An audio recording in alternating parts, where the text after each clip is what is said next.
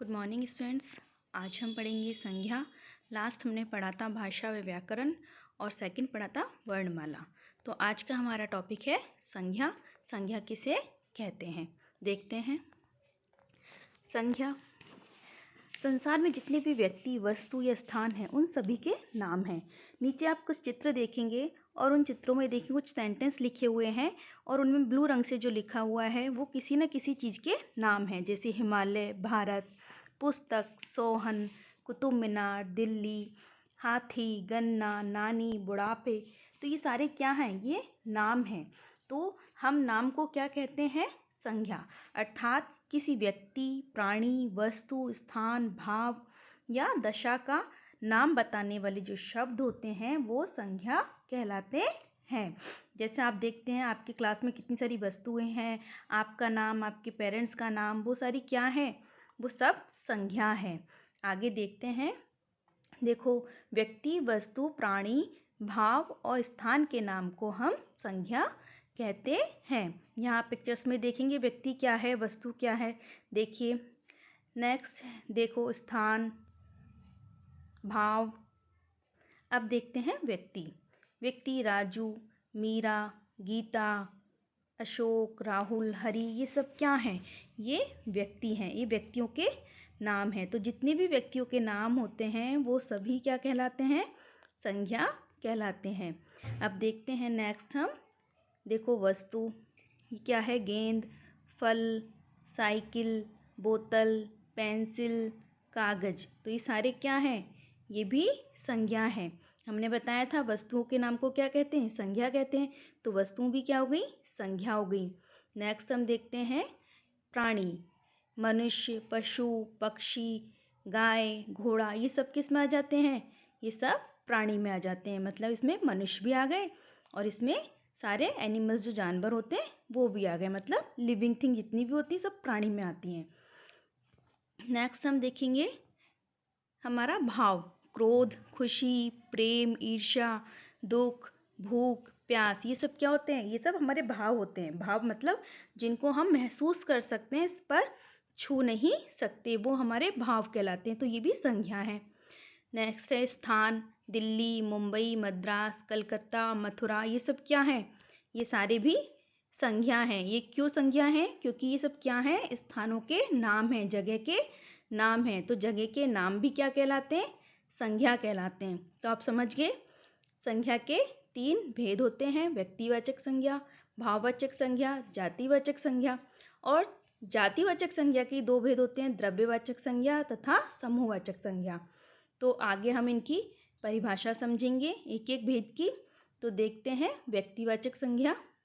व्यक्तिवाचक संज्ञा जिन संज्ञा शब्दों से किसी विशेष व्यक्ति, प्राणी, वस्तु या स्थान के नाम का बोध होता है उसे व्यक्तिवाचक संज्ञा कहते हैं। जैसे आप देखेंगे पिक्चर में कि लता मंगेशकर, तो ये क्या है? एक ही है ना, कोई 10 लता मंगेशकर तो नहीं है। ताजमहल भी एक ही है, पंचतंत्र भी एक ही है। तो विशेष व्यक्ति, वस्तु, स्थान के नाम को भी हम क्या कहते हैं? व्यक्तिवाचक संज्ञा कहते हैं। यहाँ देखेंगे लता मंगेशकर एक महान गायिका है, ताजमहल आगरा में है, पंचतंत्र मेरी प्रिय पुस्तक है। ये पंचतंत्र जो है एक विशेष प्रकार की पुस्तक है। तो यहाँ ये व्यक्तिवाचक संज्ञा है। सेकंड हम देखते हैं जातिवाचक संज्ञा। जातिवाचक संज्ञा जिन संज्ञा शब्दों से किसी प्राणी, वस्तु या स्थान की संपूर्ण जाति का बोध हो उन्हें जातिवाचक संज्ञा कहते हैं। जैसे नदी बह रही है, तो यहाँ पर कोई पर्टिकुलर नदी का नाम नहीं दिया आपको कि गंगा नदी बह रही है। अगर गंगा नदी होता तो क्या हो जाता? व्यक्तिवाचक संज्ञा। तो इसलिए यहाँ क्या दिया है? नदी बह रही है, तो नदी के अंदर सारी नदियाँ आ गई, तो ये कौन सा हो जाएगा? जातिवाचक संज्ञा। जैसे नीचे देखिए पक्षी उड़ते हैं, टोकरी में फल है, लड़के खेल रहे हैं, ये सारे क्या हैं? जातिवाचक शब्द हैं जो भी ब्लू रंग से लिखे हुए हैं। देखेंगे जातिवाचक संज्ञा के मैंने आपको 2 भेद बताए थे, एक तो द्रव्यवाचक संज्ञा और दूसरा समूहवाचक संज्ञा। तो द्रव्यवाचक संज्ञा क्या होता है और समूहवाचक संज्ञा क्या होता है ये भी हम समझेंगे। नेक्स्ट देखते हैं द्रव्यवाचक संज्ञा। परिभाषा: वे संज्ञा शब्द जो ऐसे पदार्थों तथा द्रव्यों का बोध कराते हैं जिनसे नई वस्तुएं बनती हैं एवं उनका माप तोल किया जा सकता है, उन्हें द्रव्यवाचक संज्ञा कहते हैं। उदाहरण देखते हैं। सोना, चांदी, मिट्टी, लोहा, तांबा, लकड़ी, दूध, पीतल। अब इन सब चीज़ों के उदाहरण देखो कि हम इन सबसे हम नई चीज़ बना सकते हैं और इनको हम सबको माप सकते हैं, तोल सकते हैं। तो ये सारे क्या हो गए? द्रव्यवाचक संज्ञा हो गए। नेक्स्ट हम देखते हैं समूहवाचक संज्ञा। ऐसे शब्द जो किसी समूह या समुदाय का बोध कराते हैं उन्हें समूहवाचक संज्ञा कहते हैं। जैसे कक्षा होती है, तो आगे देखते हैं कक्षा, परिवार, सेना, जनता, अस्पताल, मंदिर, ये सारे क्या हो गए? ये सारे समूहवाचक संज्ञा हो गई, क्योंकि यहाँ पूरे ग्रुप की बात की जा रही है। ठीक है, एक पर्टिकुलर चीज़ की बात नहीं की जा रही। तो ये कभी बदलते नहीं है। समूहवाचक संज्ञा जो होती है वो कभी वैसे बदलते नहीं है। जैसे पर्वतों की श्रृंखला, नक्षत्रों का।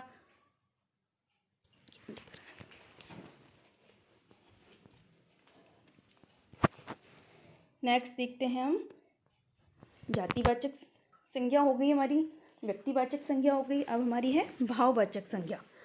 जिन संज्ञा शब्दों से किसी व्यक्ति, वस्तु या स्थान के गुण, दोष, स्थिति, दशा, भाव आदि का बोध हो उन्हें भाववाचक संज्ञा कहते हैं। भाववाचक संज्ञा को हम महसूस कर सकते हैं, छू नहीं सकते। ये ध्यान रखें, क्योंकि क्रोध है, गुस्सा आता है तो हम उसे सिर्फ महसूस कर सकते हैं, बस क्रोध को हम छू नहीं सकते। हमें खुशी होती है तो हम खुशी को महसूस कर सकते हैं, हम उसे छू नहीं सकते। तो भाववाचक संज्ञा को हम महसूस कर सकते हैं, छू नहीं सकते। ऊंचाई, मिठास, बुढ़ापा, मोटापा, सुंदरता आदि ये सब क्या हैं? ये सब भाववाचक संज्ञा हैं। नेक्स्ट हम देखते हैं जातिवाचक, मतलब भाववाचक संज्ञा हमारी 4 तरह से बनती है। जातिवाचक संज्ञा जैसे मित्र से मित्रता, देव से देवत्व, मनुष्य से मनुष्यता, ममता से ममत्व, मजदूर से मजदूरी। ऐसे सर्वनाम शब्दों से देखेंगे स्व से स्वत्व, अहम से अहंकार, अपना से अपनापन, पराया से परायापन, निजी से निजता, सर्व से सर्वस्व। ये हम क्या कर रहे हैं? भाववाचक संज्ञा बना रहे हैं। विशेषण शब्दों से देखते हैं वीरता, खट्टा से खटास, आलसी से आलस्य, चालाक से चालाकी, गहरा से गहराई, गर्म से गर्माई।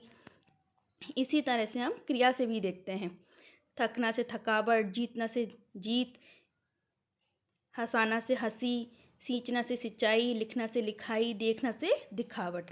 तो ये क्या हो गई? भाववाचक संज्ञा बदलना, कि हमने भाववाचक संज्ञा कैसे बदली, कैसे बनाई। तो हम एक बार पूरा दोहरान करते हैं कि संज्ञा क्या है। संज्ञा भाव, वस्तु, व्यक्ति और स्थान के नाम को हम संज्ञा कहते हैं। जैसे संज्ञा स्थान का नाम, भाव का नाम, व्यक्ति का नाम, ऊपर वस्तु का नाम, तो ये सब क्या कहलाती हैं? ये संज्ञा कहलाती हैं। वस्तु, व्यक्ति, स्थान, ये सब हम देखते रहते हैं, हमारे आसपास बहुत सारे होते हैं। एनिमल्स हम देखते हैं, व्यक्ति भी हम देखते हैं, वस्तु भी हमारे घर में बहुत सारी होती हैं, और भाव जब हमें गुस्सा आता है, खुशी होती है, तो ये सारे संज्ञा हैं। संज्ञा के हमने 3 भेद बताए आपको, व्यक्तिवाचक, भाववाचक और जातिवाचक। और जातिवाचक के 2 भेद बताए, द्रव्यवाचक और समूहवाचक। मुख्य रूप से संज्ञा के 3 भेद होते हैं। आगे हम अभ्यास प्रश्न देखते हैं। इसमें हमने आगे दिया है कि आपको 2 नाम लिखने हैं, देशों के, पत्रिकाओं के, अभिनेताओं के और समाचार पत्रों के प्रसिद्ध लेखकों के। ये 2 नाम आपको स्वयं लिखने हैं। नेक्स्ट हमारा है भाववाचक संज्ञा हमें बनानी है,